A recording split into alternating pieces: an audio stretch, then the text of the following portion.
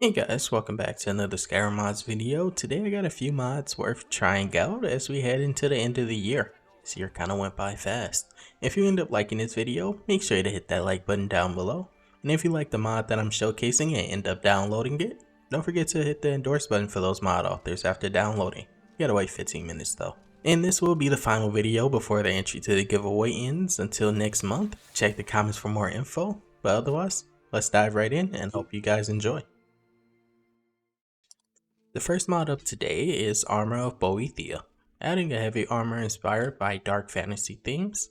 This armor comes as a standalone, no option for a replacer as of yet, and it is based on ebony stats, so you can craft it at any forge, but you do need the crafting requirements, which is ebony smithing perks, as well as the resources to craft any vanilla ebony armor. So this armor will be kind of a go-to in-game armor if you like the way that this looks. But this armor also comes with this sword and shield to complete the set that can be made right alongside it, requiring the same items pretty much, which means you'll need a lot.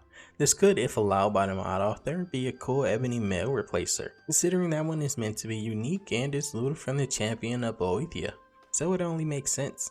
Just someone might have to use Skypatcher to do it. Another mod to pair with this is Boethiah's axe. This has a standalone axe also for the Daedric Prince Boethiah. It comes with that base 2K textures when you download the original mod, but I'm currently using the 4K version in the optional files, because this is a showcase. To get this, you do not have to craft it unlike the previous mod. Instead, you have to find it at an abandoned, destroyed house, which is pretty much right outside of Dawnstar above the bandit camp. So it's pretty easy to find a strong weapon early game, but you will have to fight for it, unfortunately. Or maybe that's a good thing, because at least that way you won't be super overpowered at the beginning of your game. Next up, a mod overhauling your Riften interior, and that interior is Mjol's house. This mod is called Snazzy Interior Riften Aerin's house. Fun little bug though, the console command for this interior says Mjol's house, but the actual house in game says Aerin's.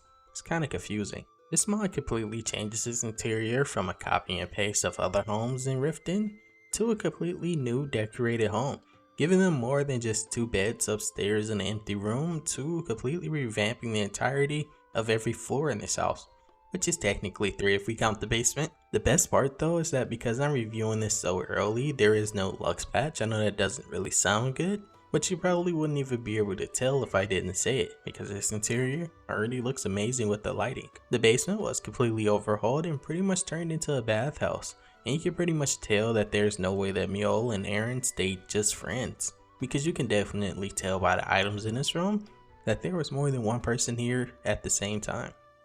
But then again, I never married Mjol, so moving on. One more Riften overhaul mod, but for Riftweald Manor. This mod is called Snazzy Riftweald Manor, overhauling the exterior and interior of this house, turning the barren backyard into a garden, as well as placing some other miscellaneous items as you walk towards the door that will unfortunately be blocked. So even if you have sky climb like me, climbing the fence won't really help you here. The balcony change was pretty small, but the interior changes is where the magic happens. Snazzy Interior massively changes the feel of this location. The basement of the Riftweald Manor, or the dungeon I should say, was pretty much left alone. That's still gonna be vanilla for, I believe, quest reasons. But the living location of this manor was completely changed, adding new clutter and lighting sources to finally fix being blind in locations like this. Unfortunately, this is much larger than the Snazzy Aerin's house, so a Lux patch is needed here, just for me to feel like the complete feeling of this mod was done. But by the time this video comes out, there 100% will be one ready. But I do have to say, even with no Lux, I got some pretty nice shots here. But also one quick question, who's your favorite marriage partner in Skyrim? Considering I said I never married Mjol, so I am curious on if you did. Nonetheless, moving on. The next mod up for Falkreath Roadside Ruins, this mod is called LoreFriendly Roadside Ruins. This is the location right outside of Falkreath. You just walk about 5 minutes out and it's right there, with the Spriggan trapped inside of it. It has now been overhauled to make it more immersive by adding Nordic monuments around the ruin, as well as actually adding a lid to the ruin. I'm not entirely sure where the idea for that came from, but it doesn't look bad. The enemies for this location were left alone. There's no increased enemies, there's still just one Spriggan for you to fight. But there are more dead bodies, letting you know that you were not the first person to visit this location, because in vanilla it looks pretty friendly and easy to run in here. Not expecting much and you could end up dying pretty quickly. This next one is a massive new overhaul for a kind of unforgettable location. Transforming it, this mod is called Heretical Haemar's Shame. This overhaul completely revamped this location, and by complete revamp I mean that a before and after was almost impossible due to the massive amount of changes that this mod made to this cell. This overhaul takes Haemar's Shame from being a small cramped location with some wide rooms and 2 cells, to basically a completely new dungeon rivaling even the size of Bleak Falls Barrow. Maybe even bigger if you aren't using mods. Haemar's Shame has 2 cells, one for the normal vampire infested location, which this mod adds so much more of and you will have to fight for your life. And then there's the shrine for the Daedric Prince.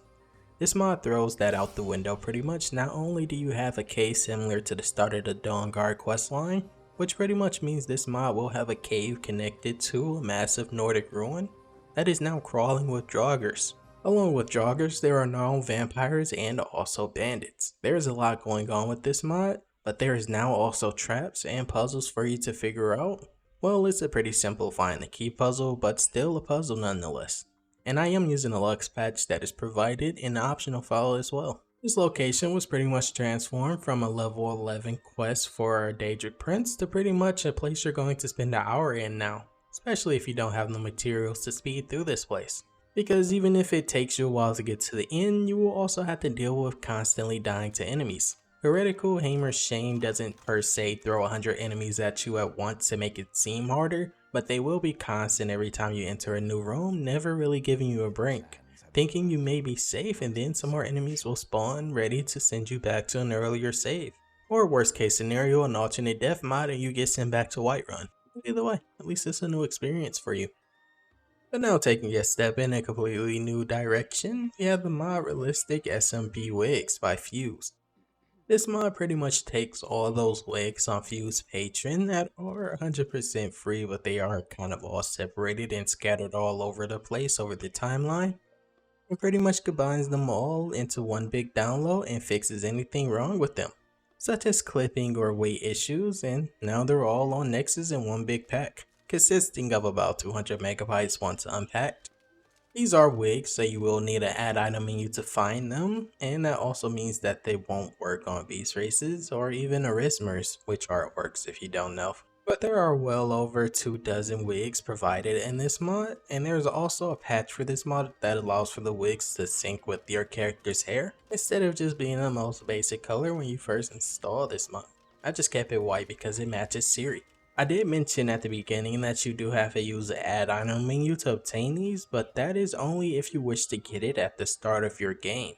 They won't appear in the race menu due to being actual items in the game and count as wigs and helmets. So helmets also won't show up when you have one of these on, but you can easily craft these at any tanning rack at any level. No requirements really needed. These wigs also count as light armor, so will provide armor, but you won't be able to use a helmet alongside this, unless you have a hotkey to switch between hair and helmets. Up next, once again going back to Haemar's Rest, this mod is called Orpheus, adding a truly evil vampire follower to your game that you kinda have to put in work for to obtain, because upon entering Haemar's Rest, there's currently a massacre happening. Basically the Vigilant of Stendarr versus vampires. And the best part is that the Vigilants are neutral, which means that when they're done attacking the vampires, or if the vampires win, they will start attacking you next. So you could just run straight through. It would seem I have an audience. Tell me, Nordling, have you come to join what little remains of your brethren? Or is it that this feast drew some unwanted attention?